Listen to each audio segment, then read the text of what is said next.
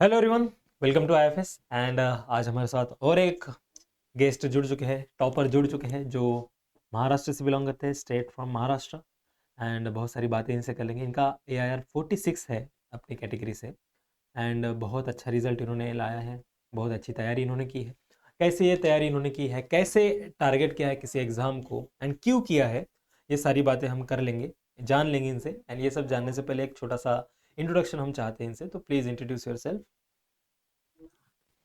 Hello everyone, my name is Mr. Archit Yogesh Patil. I am from Maharashtra, Kolhapur district. I have completed my graduation from B Farm, Government College of Pharmacy, Karad, and my GADB score is 148 and category wise rank 46. Very nice, बहुत बढ़िया। सबसे पहले तो बहुत बधाई हो आपको इतने शानदार रिजल्ट के लिए। एंड आपने कहा कि आप बी फार्म के स्टूडेंट हो, तो क्या फ़ायदे होते हैं बी फार्म के स्टूडेंट्स को जो गैड भी देते हैं? अ, सच बोलो तो हमारा बी फार्म का फर्स्ट प्रायोरिटी रहती है नाइपर और जीपैट। यस। और ये जो एग्जाम्स है ना, मैंने इस ईयर गेट दी है, गैट भी दी है, सीयूईटी दी है और बहुत सारी और एग्जाम्स दिए। मतलब आपने गैट एमएससी भी एंट्रेंस एग्ज़ाम ज़्यादा दी है rather than IMS GMAT GPAT and NIPER. मेरा प्रेफरेंस कैसा था कि मुझे यमफार्म के बजाय यमटेक के लिए जाना है। ओके। तो क्यों जाना है यमटेक की एमटेक में? वो better career opportunity sir, better career obviously. Opportunity. Okay. And इतने सारे एग्ज़ाम्स के बारे में कैसे पता चला आपको? तो हमारा जो कॉलेज का एनवायरनमेंट है, मैं गवर्नमेंट कॉलेज से बिलोंग करता हूँ और हमारे सीनियर्स ने हमें बताया था कि ऐसी बहुत सी एग्जाम रहती है, तो उनकी गाइडेंस की वजह से हमें पता चला। ओके, मतलब आपके यूनिवर्सिटी में या फिर आपके कॉलेज में बहुत अच्छा माहौल है पढ़ाई के लिए, गाइडेंस बहुत अच्छा है, we can say. Okay. And क्या सिमिलैरिटीज़ आपको देखने को मिली जब आप बी फार्म से आए और गैट बी का प्रिपरेशन कर रहे थे? सिलेबस में कुछ सिमिलैरिटी थी या फिर सब कुछ नया पढ़ना पड़ा आपको? थोड़ी सिमिलरिटीज थी। जो जो फार्मेसी के माइनर सब्जेक्ट है, यहाँ पे मेजर मेजर सब्जेक्ट है, जैसे कि आप सेलुलर माइक्रो बोल सकते हैं, जेनेटिक, बायोकेमिस्ट्री। बायोकेमिस्ट्री, वो हमारे माइनर रहते हैं लेकिन यहाँ पे वो मेजर है। ओके, मतलब थोड़ा थोड़ा नॉलेज था आपके बी फार्म में आपको, बट सारी चीज़ें आपको नई से पढ़नी पड़ी, वी कैन से। ओके, बहुत बढ़िया।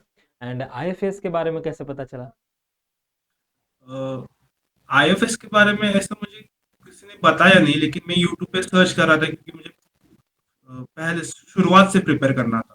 तो मैंने ओके। सर्च किया कि माइक्रो के लिए वीडियोस और जेनेटिक्स के लिए वीडियोस, तो मुझे आईएफएस वहीं पे सर्च ब्राउजर में मिला। तो मुझे उनके दो तीन वीडियो अच्छे लगे, तो मैं उनका देखने लगा आईएफएस की वीडियोस।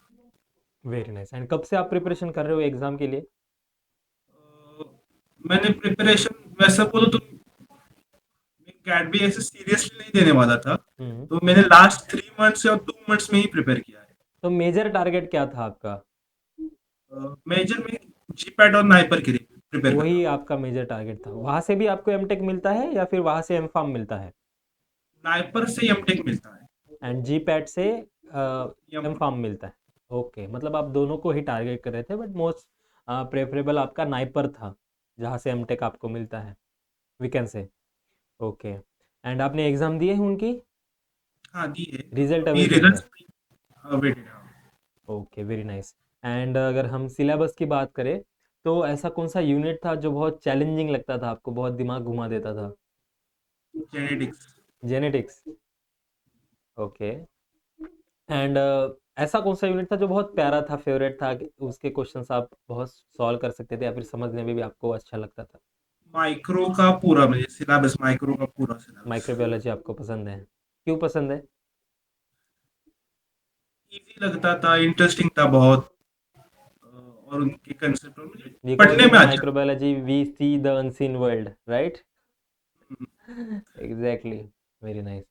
एंड एमटेक में ऐसी क्या चीज़ें हैं जो आपको एमफार्म से ज़्यादा प्रेफर करने को मजबूर कर रही है? यमफम ऐसा मुझे डायरेक्टली बता नहीं सकता, लेकिन मतलब we can say MPharm is a very conventional, जो पुराना कोर्स है वो है। एमटेक एवरग्रीन कोर्स है, उसमें ऐसा नहीं है कि वो सैचुरेशन हो जाएगा वहाँ पे। ओके, मतलब नई नई चीज़ें वहाँ पे इवॉल्व होते रहेगी, डेवलप्ड होते रहेगी एमटेक में। एमटेक में मीन्स बायोटेक में, क्योंकि बायोटेक जो रहता है ना हम्म। कि मॉलिक्यूलर बायोलॉजी और वैक्सीन डेवलपमेंट, उसमें ओके। एंड आपके क्या प्लान हैं आगे? मतलब इंडस्ट्री अभी में जाना चाहते हो या फिर रिसर्च में जाना चाहते हो?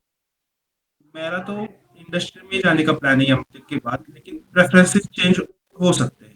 यस एग्जैक्टली, मास्टर करोगे, मास्टर के बाद आपको इतने कॉन्टैक्ट्स बनेंगे या फिर कुछ गाइडेंस अच्छा मिलेगा कि आपका ओपिनियन चेंज हो सकता है कि नहीं चलो इंडस्ट्री में तो जा सकते हैं, बाद में भी पहले रिसर्च कर लेते हैं and all, right? Very nice. And कुछ सोचा है कहाँ से करना है एडमिशन? जैसे आपको मैंने बताया था, नाइपर्स मेरा पहला प्रेफरेंस रहने वाला है। तो गैडबी, नाइपर कौन सा, नाइपर भोपाल? अहमदाबाद। अहमदाबाद आप प्रेफर कर रहे हो? Okay, very nice. And P Y Qs का कितना बड़ा रोल होता है किसी एग्जाम को टारगेट करने के लिए? मैं आपको एक इंसिडेंस बताता हूँ। मेरा पेपर जब था ना, जी गैडबी का, तो मैंने अगले रात को आईएफएस के वो पीवाई के लेक्चर रहते नहीं थे क्या, वो मैंने सिर्फ दो ही देखे हैं और उसमें से चार क्वेश्चंस आए थे। मतलब और आपके पढ़ाई के साथ साथ आपका लग भी बहुत अच्छा है, वी कैन से। बहुत अच्छा लगता है मेरे। बहुत बढ़िया, बहुत अच्छी बात है। एंड मॉक टेस्ट आपने दिए हैं? नहीं, मैंने आईएफएस के मॉक टेस्ट नहीं। मॉक टेस्ट नहीं दिए? तो अगर मैं कहूँ कि P Y Qs and mock दोनों में से प्रेफर करना है तो आप किसको प्रेफर करोगे एंड क्यों? नॉट ओनली मैंने आईएफएस, बस आपके इसमें से, आपके तर्जुमे में, आप अगर आप किसी एग्जाम को मैंने टारगेट कर मॉक रहे तो हो। दिए नहीं है। यस। मैं पीवाई को ही प्रेफर करूंगा, क्योंकि अभी मेरा एक्सपीरियंस ऐसा है कि पीवाई के आए हैं और हम्म। बहुत आए हैं। हम्म।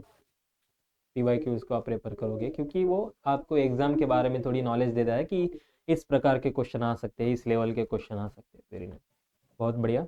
एंड लास्टली क्या कंक्लूड करना चाहोगे आपके तरफ से हमारे व्यूवर्स के लिए?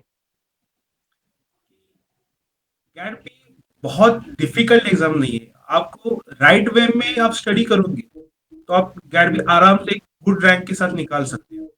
आपको स्मार्ट स्टडी करना है। मैंने भी सब कुछ नहीं पढ़ा। मैंने पीवाई क्यूज देखे, उनमें के मेन मेन टॉपिक्स देखे कौन से हैं, और वही रिवाइज किया। बहुत बढ़िया, मतलब सिलेक्टेड स्टडी आपने की, we select can. Study. Very nice, मतलब हार्ड बस। वर्क करने की तरह, बैलों की तरह दौड़ने की तरह, एक थोड़ा घोड़े की तरह दौड़ो, स्मार्ट वर्क करो, जो सिलेक्टेड है वो पढ़ो, फिर एग्जाम क्रैक करने के बाद जो आपका मन पसंद है वो आप पढ़ सकते हो, बट एक हमारा मेन टारगेट क्या होता है, एग्जाम को क्रैक करना, जो आपने किया एंड बहुत अच्छे से किया। All the very best for your bright future, बहुत अच्छा होने वाला है आपका फ्यूचर। एंड जो स्ट्रगल्स या फिर जो मदद आपके सीनियर्स ने आपको की, ये आपकी मॉरल रिस्पॉन्सिबिलिटी है कि आप अपने जूनियर्स को गाइड करो, उनको बताओ कि कैरियर कैसे बिल्ड करा जाता है, कैसे किसी एग्ज़ाम को टारगेट करा जाता है। Okay, all the very best, all the very